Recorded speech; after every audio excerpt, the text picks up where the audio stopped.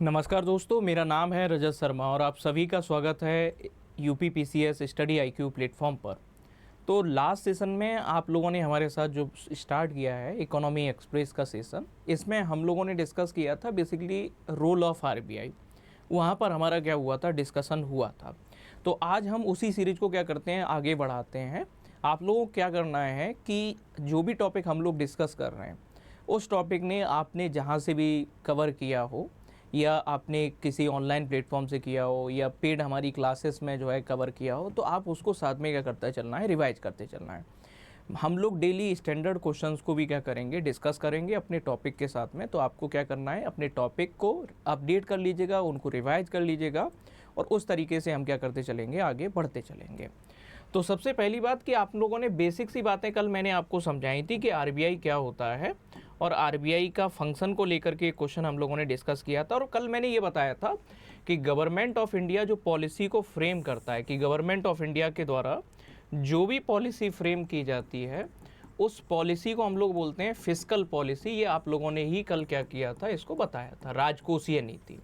और आरबीआई जिस पॉलिसी को फ्रेम करता है, ये आरबीआई की जो एक कमेटी है जिस पॉलिसी को फ्रेम करती है, उसे मैंने क्या बताया था, मॉनेटरी पॉलिसी यानी कि मौद्रिक नीति। लास्ट सेशन में मैंने क्या किया था, डिस्कस किया था। आज हम लोग वहीं से क्या करते हैं, आगे बढ़ते हैं। और सबसे पहली बात तो ये समझिएगा कि जब भी आप हमारे साथ में ये रेगुलर सेशंस में मॉनेटरी पॉलिसी को डिस्कस करते हैं या मौद्रिक नीति को डिस्कस करते हैं, तो हमारे डायमेंशंस क्या क्या होते हैं, तो उनको पहले आपको क्या होना चाहिए, पता होना चाहिए। ये टॉपिक आपका मॉनेटरी पॉलिसी या मौद्रिक नीति, ये प्री मीन्स दोनों जगह पर बहुत ही ज़्यादा इंपॉर्टेंट है, और आगे पूरा बेस आपका इकोनॉमी का यहीं से क्या होता है, क्रिएट होता है। तो सबसे पहली बात कि आपको पता होना चाहिए कि मॉनेटरी पॉलिसी क्या होता है, इसका उद्देश्य क्या होते हैं, यानी कि इसके ऑब्जेक्टिव्स क्या होते हैं। दूसरा, इसके अलावा आपको पता होना चाहिए कि टूल्स ऑफ मॉनेटरी पॉलिसी से पहले आपको टाइप्स ऑफ मॉनेटरी पॉलिसी पता होना चाहिए कि मौद्रिक नीति के प्रकार कौन कौन से होते हैं। और फिर लास्ट में आपको टूल्स ऑफ मॉनेटरी पॉलिसी या मौद्रिक नीति के अस्त्र कौन कौन से होते हैं वो भी पता होना चाहिए। फिर ये पूरा डिसाइड कौन करता है, तो मॉनेटरी पॉलिसी कमेटी है, इसके ऑब्जेक्टिव क्या है, ये सब चीज़ें आपको पता होना चाहिए। हम बड़े सिंपल सी लैंग्वेज में आपको बताएं, या बहुत ही शॉर्ट हम लोग इस चीज़ को कर रहे हैं। तो सबसे पहली बात तो आपको लास्ट सेशन में ही मैंने क्लियर कर दी थी कि मौद्रिक नीति क्या होती है। तो आप सभी को पता है कि मौद्रिक नीति सेंट्रल बैंक्स पॉलिसी है, कि सेंट्रल बैंक्स पॉलिसी है, यानी कि ये हमारे देश का जो केंद्रीय बैंक है, और केंद्रीय बैंक देश का कौन है, तो केंद्रीय बैंक की नीति। और हमारे देश में केंद्रीय बैंक कौन है, तो हमारे देश में आरबीआई देश का क्या है, केंद्रीय बैंक है। तो पहली बात तो मॉनेटरी पॉलिसी क्या है, केंद्रीय बैंक की नीति है। इसके अंतर्गत आरबीआई क्या करता है, तो तरलता को समायोजन करने का प्रयास करता है। तो तरलता को समायोजित करने का प्रयास करता है। तो सबसे पहली बात अगर आप देखोगे, in which RBI tries to adjust the liquidity in the economy.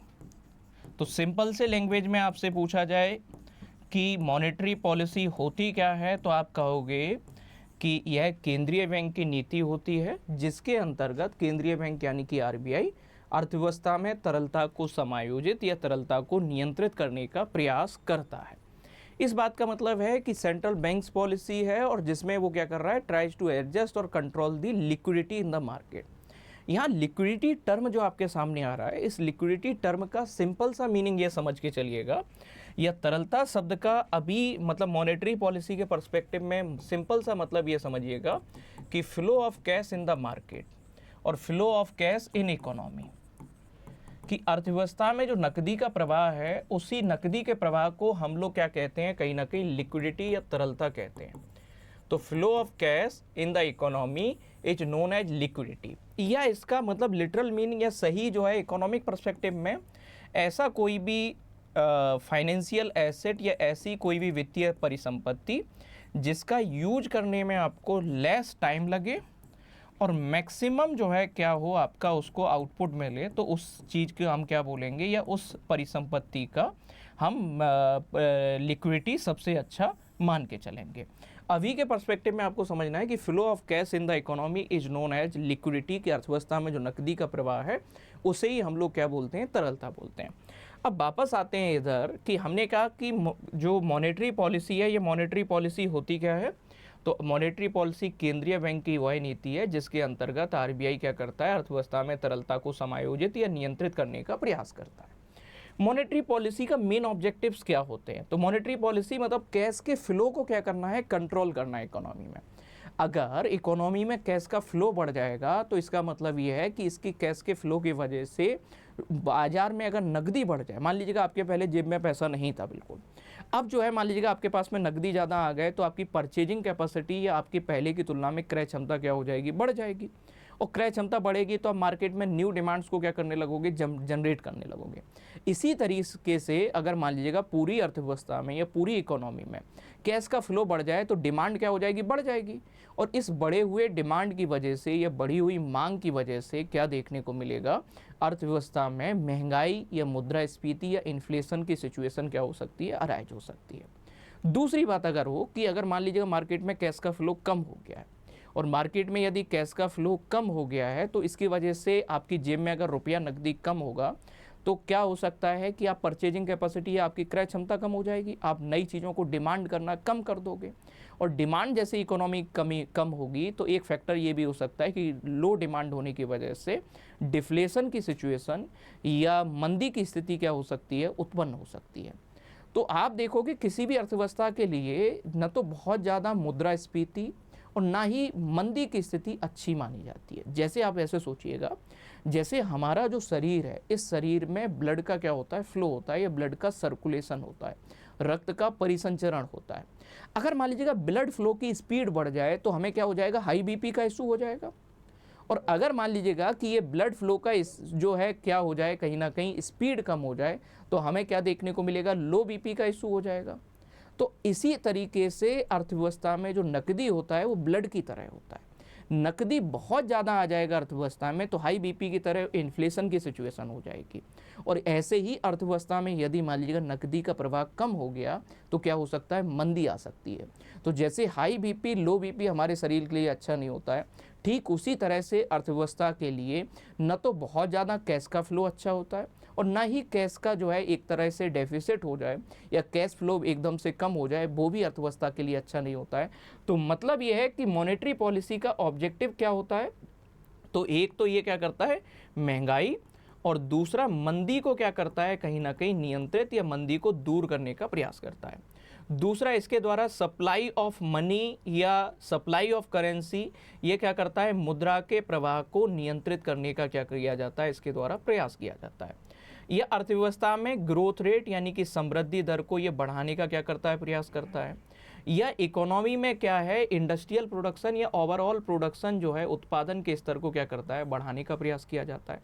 तो सिंपल से टर्म में अभी के लेवल पर आपको याद रखना है कि मॉनेटरी पॉलिसी का जो ऑब्जेक्टिव होता है वो महंगाई और मंदी को नियंत्रित करना है, अर्थव्यवस्था में मुद्रा के प्रवाह को या करेंसी के फ्लो को जो है कंट्रोल बनाए रखना है, या अर्थव्यवस्था में प्राइस स्टेबिलिटी या हमें क्या देखने को मिलेगा, कीमत स्थिरता को सुनिश्चित करना है। ये भी मौद्रिक नीति का क्या होता है, उद्देश्य होता है। अब इसके अलावा अगर आप देखोगे कि मॉनेटरी पॉलिसी दो तरह की होती है, यह मौद्रिक नीति हमें क्या देखने को मिलती है, दो तरीके की देखने को मिलती है। और दो तरह की हमें क्या देखने को मिलती है, एक होती है चीप मॉनेटरी पॉलिसी या इसे ही डॉबिस मॉनेटरी पॉलिसी, या इसे ही हम लोग जो है एक्सटेंडेड मॉनेटरी पॉलिसी बोलते हैं, यानी कि सस्ती मौद्रिक नीति या इसे ही विस्तारित मौद्रिक नीति बोला जाता है। दूसरी तरफ एक होती है टाइट मॉनेटरी पॉलिसी या इसी को हार्ड मॉनेटरी पॉलिसी या इसी को हॉकिश मॉनेटरी पॉलिसी भी क्या किया जाता है, बोला जाता है, यानी कि कठोर मौद्रिक नीति या इसी को संकुचित मौद्रिक नीति के नाम से जाना जाता है। अभी इसको मैं स्किप कर रहा हूँ, आज के सेशन में हम लोग इसको डिस्कस नहीं कर रहे हैं, कल या परसों के सेशन में इस पर हम एक क्वेश्चन करेंगे, तब हम इसको क्या करेंगे, डिटेल में डिस्कस करेंगे। आज पहले हमें ये भी पता होना चाहिए कि जैसे जो है दो तरह की मौद्रिक नीति होती है, एक सस्ती होती है और एक कठोर होती है, तो इसी तरह से इस मॉनेटरी पॉलिसी को एग्जीक्यूट करने के लिए कुछ टूल्स भी हमें देखने को मिलते हैं। और टूल्स ऑफ मॉनेटरी पॉलिसी आप लोगों ने रेगुलर क्लासेस में पढ़े होंगे कि कहीं ना कहीं मॉनेटरी पॉलिसी या मौद्रिक नीति के कई सारे हमें उपकरण देखने को मिलते हैं। और दो तरह के टूल्स हमें देखने को मिलते हैं, एक होते हैं क्वांटिटेटिव टूल्स यानी कि मात्रात्मक उपकरण, और दूसरे होते हैं चयनात्मक या गुणात्मक उपकरण यानी कि क्वालिटेटिव टूल्स। तो क्वांटिटेटिव और क्वालिटेटिव टूल्स दो तरह के हमें क्या देखने को मिलते हैं, टूल्स देखने को मिलते हैं। क्वांटिटेटिव में अगर आपने पढ़ा होगा ध्यान से रेगुलर क्लासेस में सर के साथ में, तो आपने क्वांटिटेटिव टूल्स में आपने क्या देखा होगा, MSF रेट पढ़ा होगा, मार्जिनल स्टैंडिंग फैसिलिटी रेट सीमांत स्थायी सुविधा दर, रेपो रेट पढ़ा होगा, रिवर्स रेपो रेट पढ़ा होगा, इसके अलावा बैंक रेट पढ़ा होगा, इसके अलावा CRR यानी कि कैश रिजर्व रेशियो पढ़ा होगा, SLR यानी कि स्टेटूटरी लिक्विडिटी रेशियो पढ़ा होगा, या इसके अलावा आपने ओपन मार्केट ऑपरेशंस या खुले बाजार की क्रियाएं पढ़ा होगा। आपको लग रहा होगा कि यार ये क्या लिख दिया है सर आपने, इतने सारे जो है repo rate, reverse repo rate, bank rate, MSF rate या cash reserve ratio, statutory liquidity. बहुत सिंपल है, जैसे जैसे हम पढ़ते चलेंगे वैसे वैसे मैं क्या करता चलूँगा, आपको बताता चलूँगा। सबसे सिंपल बात ये देखिएगा कि कल मैंने बताया था RBI क्या है, बैंकर बैंक होता है, यानी कि RBI क्या कर सकता है, बैंकों को पैसा उधार दे सकता है, या बैंक RBI से क्या कर सकते हैं, लोन ले सकते हैं। तो मान लीजिएगा कि एक कोई बैंक है पंजाब नेशनल बैंक, वो पंजाब नेशनल बैंक क्या कर रहा है, RBI से फंड को रेज कर रहा है या लोन ले रहा है। तो RBI ने क्या किया, पंजाब नेशनल बैंक को क्या कर रहा है, फंड या लोन प्रोवाइड कर रहा है, और लोन प्रोवाइड कर रहा है तो कहीं ना कहीं एक शॉर्ट टर्म पीरियड के लिए, और शॉर्ट टर्म पीरियड मतलब 2 to 14 डेज के लिए RBI कर रहा है, क्या कर रहा है, एक कमर्शियल बैंक को लोन प्रोवाइड कर रहा है। तो जब भी RBI किसी भी वाणिज्य बैंक को पैसा उधार देता है या लोन प्रोवाइड करता है, तो इस पर RBI कुछ ना कुछ ये जो पैसा लोन दिया है या ऋण दिया है, इस पर RBI क्या करेगा, एक रेट ऑफ इंटरेस्ट या एक ब्याज दर लगाएगा। तो इसी ब्याज दर को हम लोग क्या बोलते हैं, रेपो रेट यानी कि रेपो दर बोला जाता है। तो सिंपल सी लैंग्वेज में पूछा जाए कि रेपो दर क्या होता है, वह ब्याज दर जिस पर RBI वाणिज्यिक बैंक को 2 से 14 दिन या शॉर्ट टर्म पीरियड या अल्पकालिक अवधि के लिए ऋण उपलब्ध करवाता है, इसी को रेपो दर कहा जाता है। तो the interest rate on which RBI provides loan to this scheduled commercial bank for short term period or 2 to 14 days, then it is known as repo rate। Simple सी लैंग्वेज में एक बार फिर से बोलना है सभी को कि रेपो दर क्या होता है कि जब RBI लोन दे रहा है किसी भी कमर्शियल बैंक को, Punjab national bank, state bank of India, ICICI bank, किसी भी कमर्शियल बैंक को क्या कर रहा है, पैसा उधार दे रहा है, तो 2 से 14 दिन तक के लिए या अल्पकालिक अवधि के लिए फंड लोन प्रोवाइड कर रहा है, तो जो रेट ऑफ इंटरेस्ट इम्पोज किया जाएगा या जो ब्याज दर उपलब्ध करवाई जाएगी, उसी को हम लोग क्या बोलते हैं, रेपो दर बोलते हैं। अब आपने जो है सब लोगों ने देखा होगा कि रेपो दर का मतलब मैंने सिंपल सा आपको बता दिया कि रेपो दर क्या होता है कि ब्याज दर जिस पर RBI पैसा दे रहा है 2 से 14 दिन के लिए। अब मैं क्या लिख दे रहा हूं, रेपो दर की जगह पर मैंने आपके सामने एक टर्म लिख दिया, रिवर्स रेपो रेट। क्या टर्म लिख दिया है, तो यहाँ पे रिवर्स रेपो रेट। और रिवर्स का मतलब आप लोग सब लोग समझते हो कि रिवर्स का मतलब क्या होता है, जस्ट अपोजिट या उल्टा। तो रेपो रेट में हमें क्या देखने को मिल रहा था, कौन लेंडिंग कर रहा है या कौन पैसा उधार दे रहा है, RBI दे रहा है। किसको दे रहा है, कहीं ना कहीं कमर्शियल बैंक्स को, यानी कि किसी भी वाणिज्यिक बैंक को। दूसरी तरफ अगर आप देखोगे कि रिवर्स रेपो रेट में RBI पैसा उधार नहीं देगा, RBI को कहीं ना कहीं अपना फंड डिपॉजिट कर रहे हैं, कौन, बैंक। तो जैसे मान लो एक पंजाब नेशनल बैंक या स्टेट बैंक ऑफ इंडिया, इसके पास में मान लो एक्स्ट्रा पैसा आ गया, तो ये RBI के पास में अपना पैसा 2 से 14 दिन के लिए क्या कर रहा है, डिपॉजिट कर रहा है, या शॉर्ट टर्म पीरियड के लिए क्या कर रहा है, डिपॉजिट कर रहा है। तो अब ये RBI के पास में ये अपना मान लीजिएगा पैसे को डिपॉजिट कर रहा है, या एक तरीके से RBI को पैसा उधार दे रहा है, तो RBI इसे कुछ ना कुछ रेट ऑफ इंटरेस्ट देगा उस पर जो भी ये पैसा जमा कर रहा है, इसी को बोला जाता है रिवर्स रेपो दर।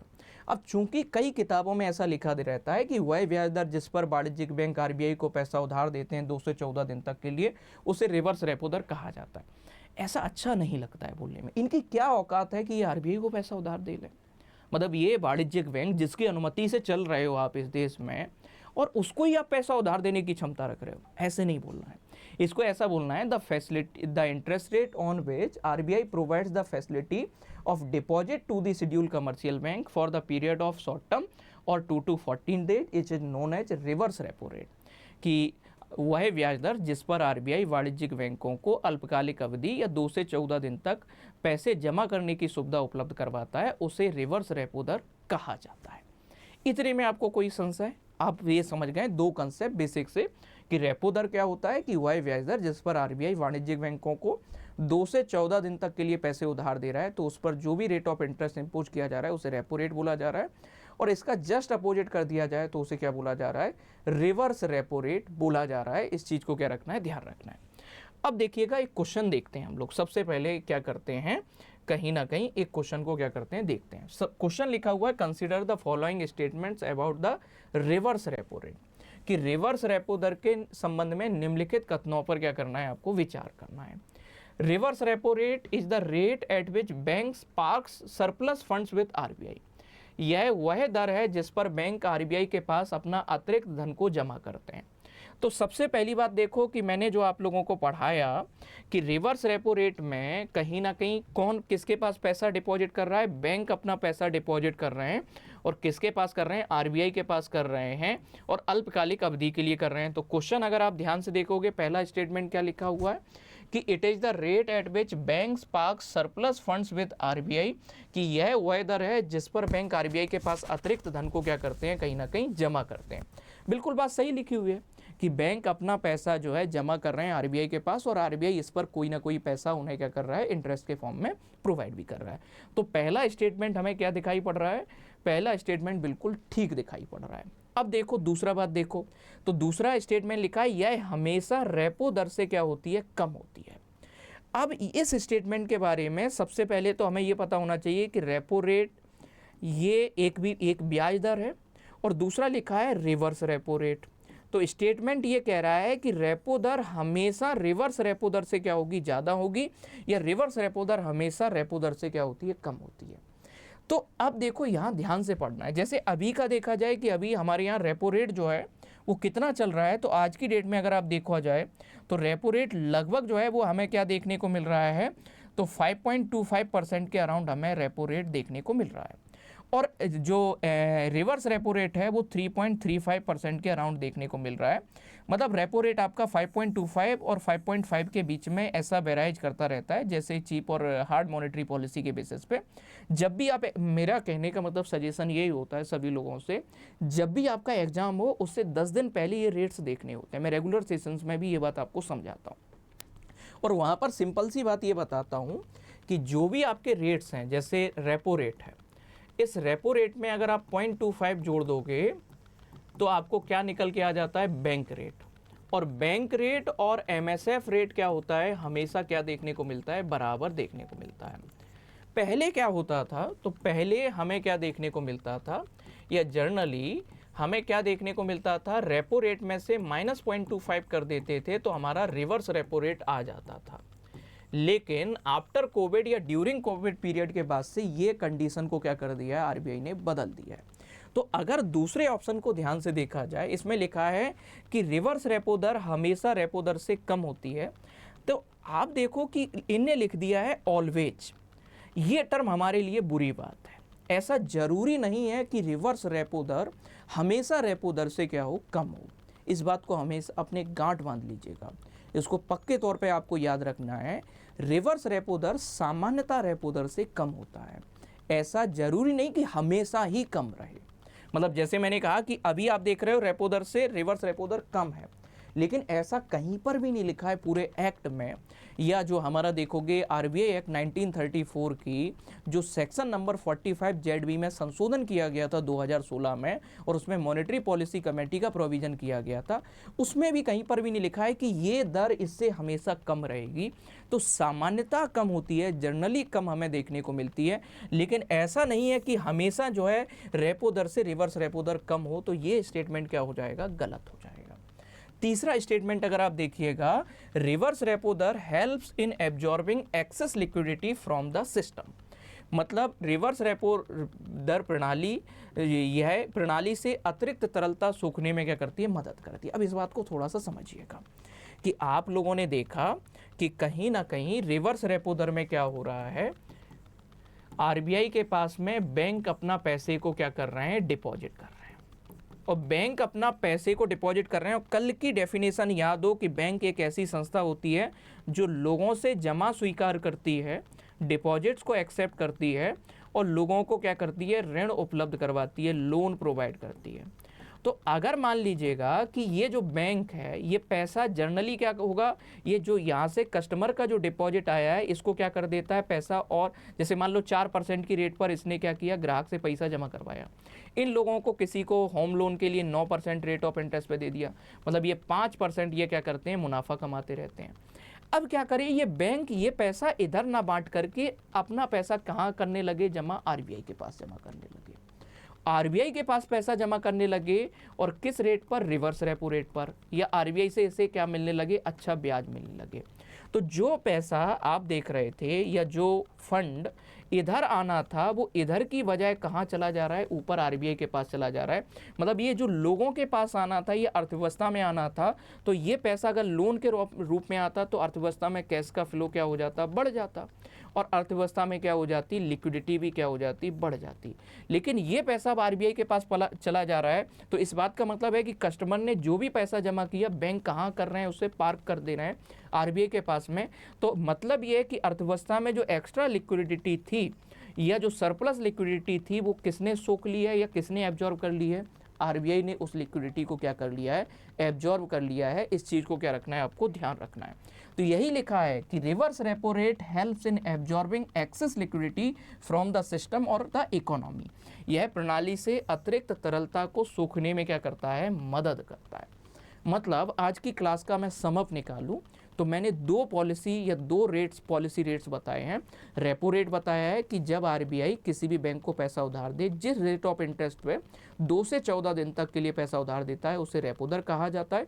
रिवर्स रेपो दर वह ब्याज दर जिस पर आरबीआई वाणिज्यिक बैंकों को अल्पकालिक अवधि या 2 से 14 दिन तक के लिए पैसे जमा करने की सुविधा उपलब्ध कराता है, उसे रिवर्स रेपो दर कहा जाता है।